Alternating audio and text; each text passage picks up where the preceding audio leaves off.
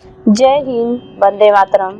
आज मैं आप लोगों को मुंशी प्रेमचंद जी की एक रचना कर्मभूमि भाग 29 सुनाने जा रही हूँ। इस इलाके के जमींदार एक महंत जी थे। कारकुन और मुख्तार उन्हीं के चेले चापड़ थे, इसलिए लगान बराबर वसूल हो जाता था। ठाकुर द्वारे में कोई न कोई उत्सव होता ही रहता था। कभी ठाकुर जी का जन्म है, कभी ब्याह है, कभी यज्ञोपवीत है, कभी झूला है, कभी जल विहार है। असामियों के इन अवसरों पर बेगार देनी पड़ती थी।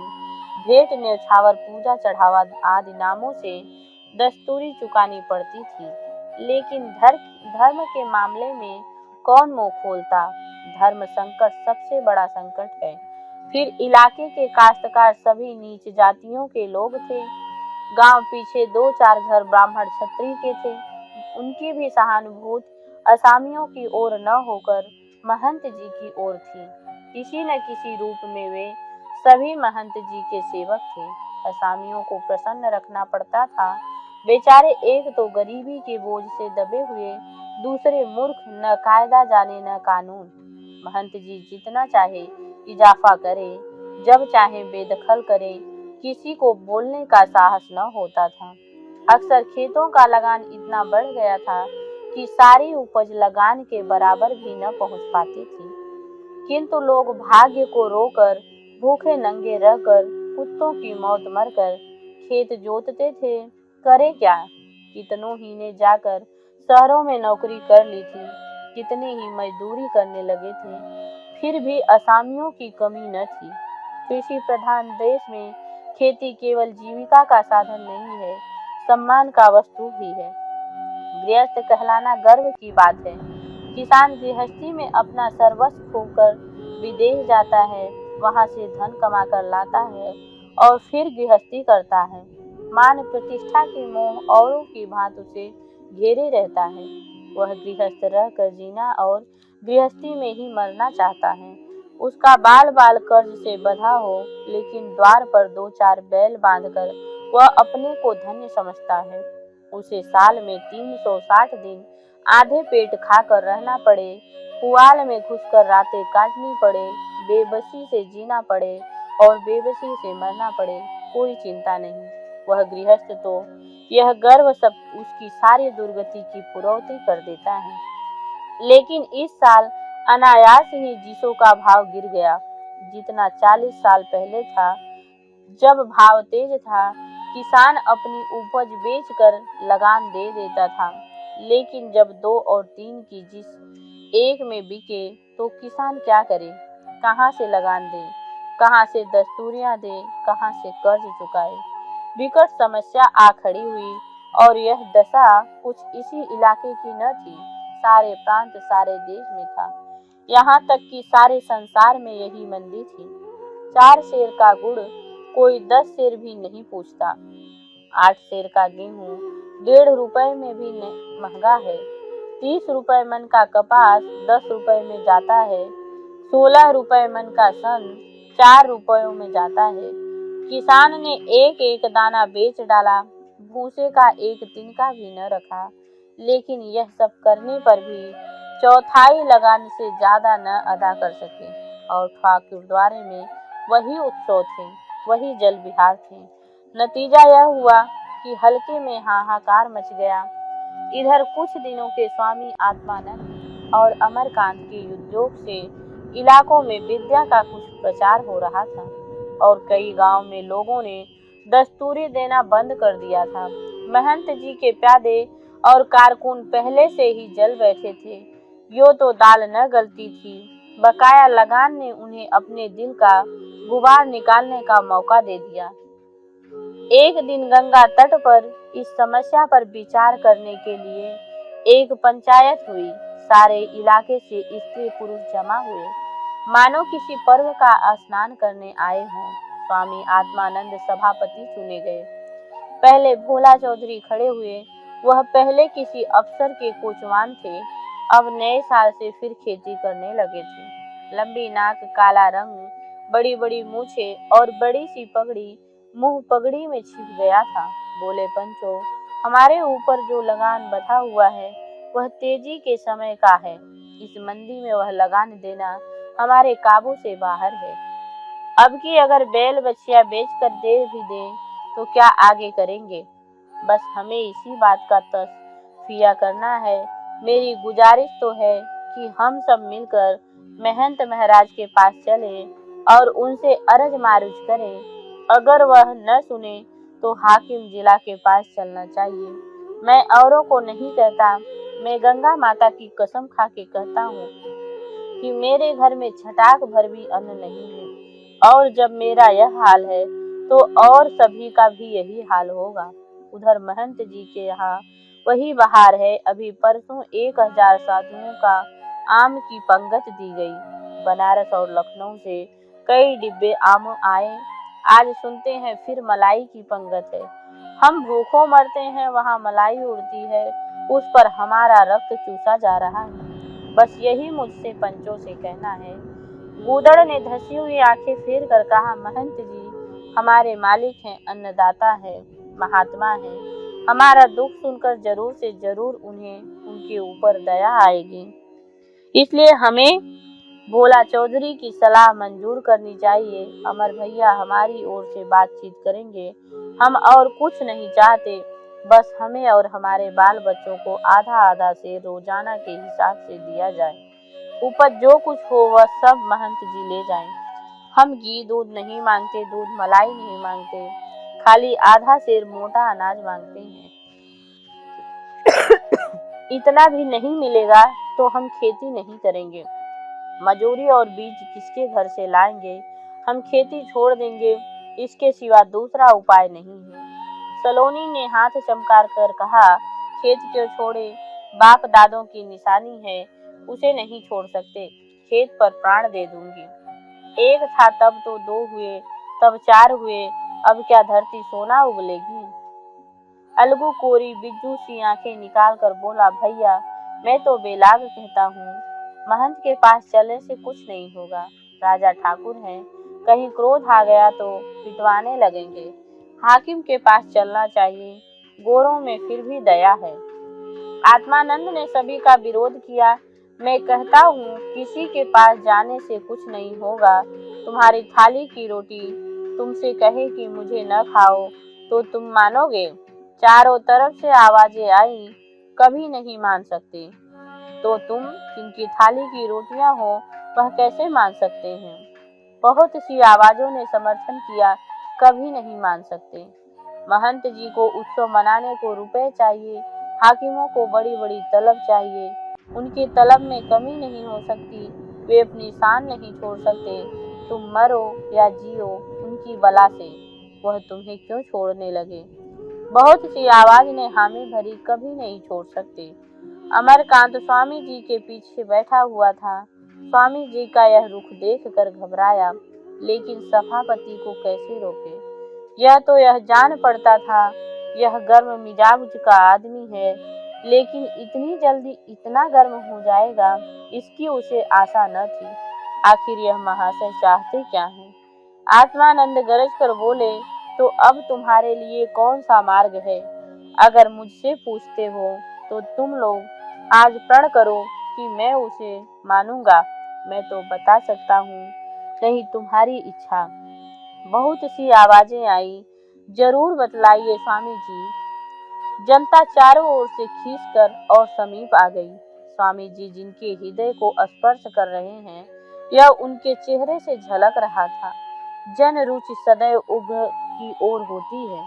आत्मानंद बोले, तो आओ आज हम सब महंत जी के मकान और ठाकुर द्वारे को घेर लें, और जब तक वह लगान बिल्कुल न छोड़ दें, कोई उत्सव नहीं होने देंगे। बहुत सी आवाजें आई, हम लोग तैयार हैं। खूब समझ लो कि वहाँ तुम पान फूल से पूजे नहीं जाओगे। कुछ परवाह नहीं, मर तो रहे हैं, सिसक सिसक कर क्यों मरे? तो इसी वक्त चले हम दिखा दें। सहसा अमर ने खड़े होकर प्रदीप्त नेत्रों से कहा, ठहरो। समूह में सन्नाटा छा गया, जो जहाँ था वहीं खड़ा रह गया। अमर ने छाती ठोककर कहा, जिस रास्ते पर तुम जा रहे हो वह उधर का रास्ता नहीं, सर्वनाश का रास्ता है। तुम्हारा बैल अगर बीमार पड़ जाए तो तुम उसे जोतोगे? किसी तरह से कोई आवाज नहीं आई। तुम पहले उसकी दवा करोगे और जब तक वह अच्छा नहीं हो जाएगा उसे नहीं जोतोगे, क्योंकि तुम बैल को मारना नहीं चाहते। उसके मरने से तुम्हारा खेत परती पड़े रहेंगे। गूदड़ बोले, बहुत ठीक कहते हो भैया, घर में आग लगने पर हमारा क्या धर्म है? क्या हम आग को फैलने दें और घर की बची बचाई चीजों को भी लाकर उसमें डाल दें? गूदड़ ने कहा, कभी नहीं। क्यों? इसलिए कि हम घर को जलाना नहीं चाहते, बनाना चाहते हैं। हमें उस घर में रहना है, उसी में जीना है।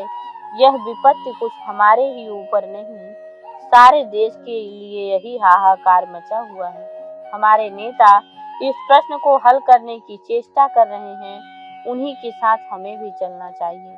उसने एक लंबा भाषण किया, पर वही जनता जो उसका भाषण सुनकर मस्त हो जाती थी, आज उदासीन बैठी थी। उसका सम्मान सभी करते थे, इसलिए कोई उधम न हुआ, कोई बमचक न मचा, पर जनता पर कोई असर न हुआ। आत्मानंद इस समय जनता का नायक बना हुआ था। सभा बिना कुछ निश्चय किए उठ गई, लेकिन बहुमत किस तरफ है यह किसी से छिपा नहीं था। अमर घर लौटा तो बहुत हताश था। अगर जनता को शांत करने का उपाय न किया गया अवश्य ही उपद्रव हो जाएगा। उसने महंत जी से मिलने का निश्चय किया। इस समय उसका चित्त इतना उदास था कि एक बार जी में आया यहाँ से सब छोड़ छाड़ कर चला जाए। उसे अभी तक अनुभव न हुआ था कि जनता सदैव तेज मिजाजों के पीछे चलती है।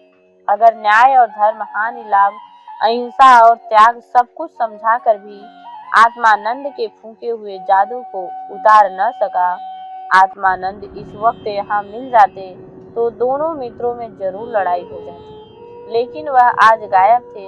उन्हें आज घोड़े का आसन मिल गया था। किसी गांव में संगठन करने चले गए थे। आज अमर का कितना अपमान हुआ, किसी ने उसकी बातों का कान तक न दिया। उनके चेहरे कह रहे थे, तुम क्या बकते हो, तुमसे हमारा उद्धार न होगा। इस घाव पर कोमल शब्दों के मरहम की जरूरत थी। कोई उन्हें लिटाकर उनके घाव को फाहे से धोए, उस पर शीतल लेप करे।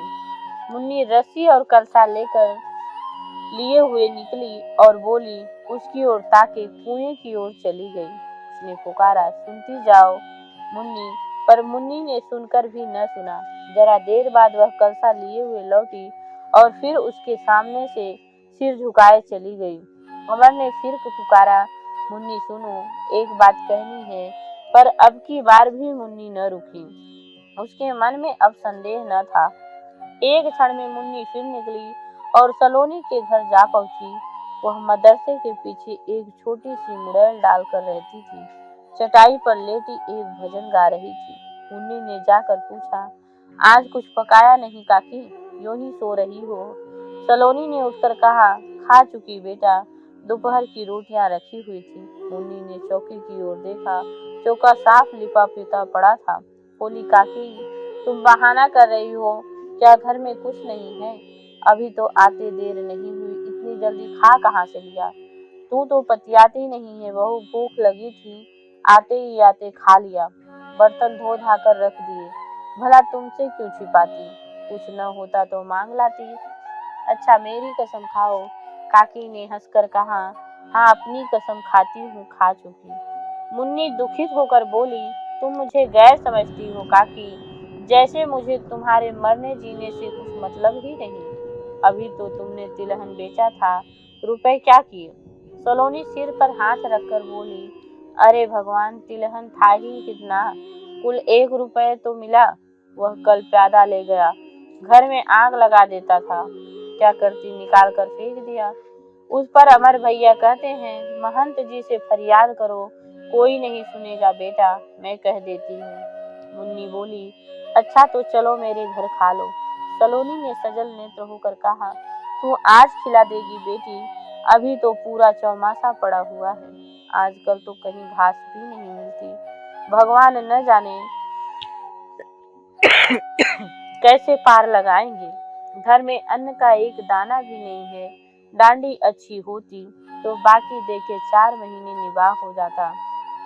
इस दांडी में आग लगे आधी बाकी भी न निकली।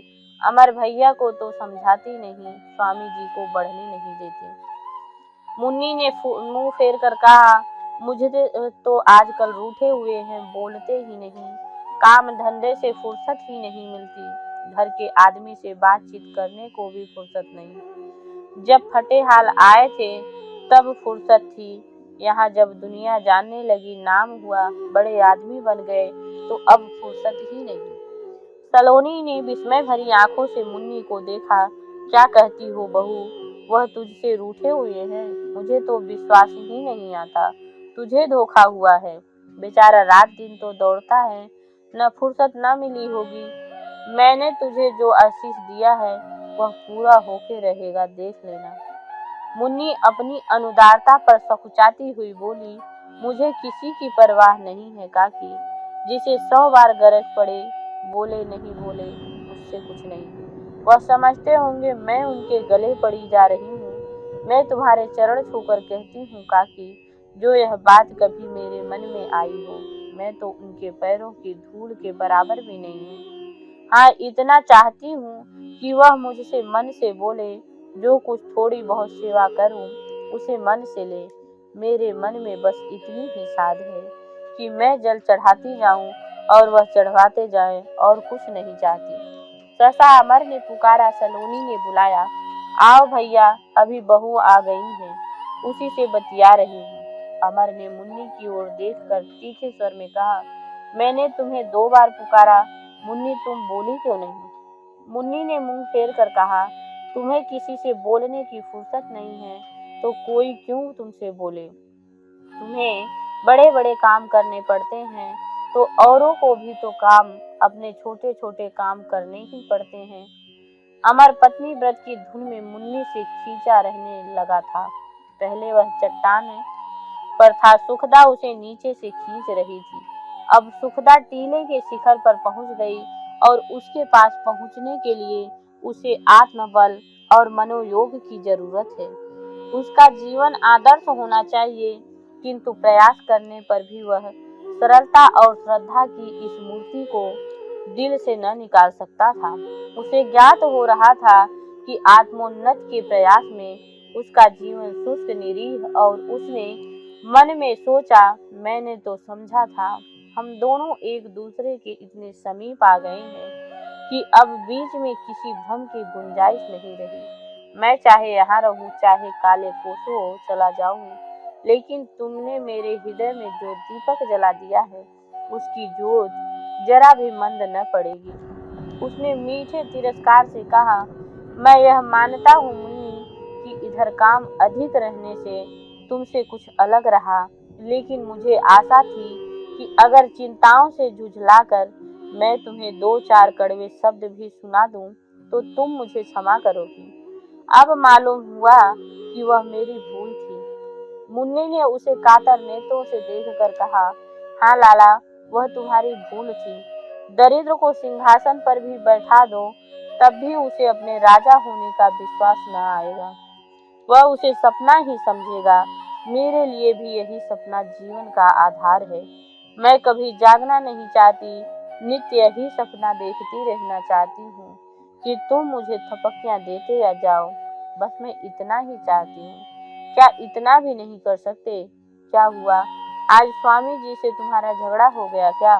सलोनी अभी तो आत्मानंद की तारीफ कर रही थी, अब अमर की मुंह देखी कहने लगी, भैया ने तो लोगों को समझाया था कि महंत जी के पास चलो, इसी पर लोग बिगड़ गए।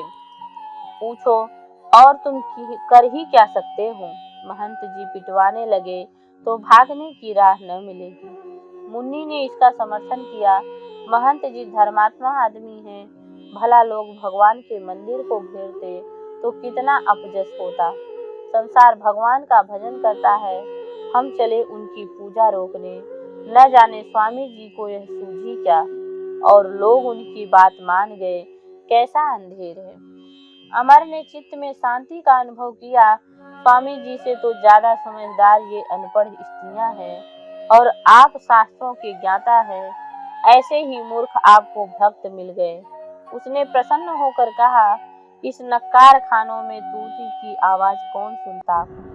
काकी, लोग मंदिर में घेरने जाते थे, फौजदारी हो जाता, जरा जरा सी बात में तो आजकल गोलियां चलने लगती हैं। सलोनी ने भयभीत होकर कहा, तुमने बहुत अच्छा किया भैया, जो उनके साथ न हुए, नहीं खून खच्चर हो जाता। मुन्नी आर्द्र होकर बोली, मैं तो उनके साथ कभी न जाने देती लाला। हाकिम संसार पर राज करता है तो क्या रैयत का दुख दर्द न सुनेगा। स्वामी जी आवेंगे तो पूछूंगी। आग की तरह जलता हुआ भाव सहानुभूति और सहृदय से भरे हुए शब्दों में शीतलता होता जान पड़ा। अब अमर कल अवश्य महंत जी की सेवा में जाएंगे और उसके मन में अब कोई शंका और दुविधा नहीं है। जय हिंद, जय भारत। अगले भाग में हम आपसे फिर मिलते हैं।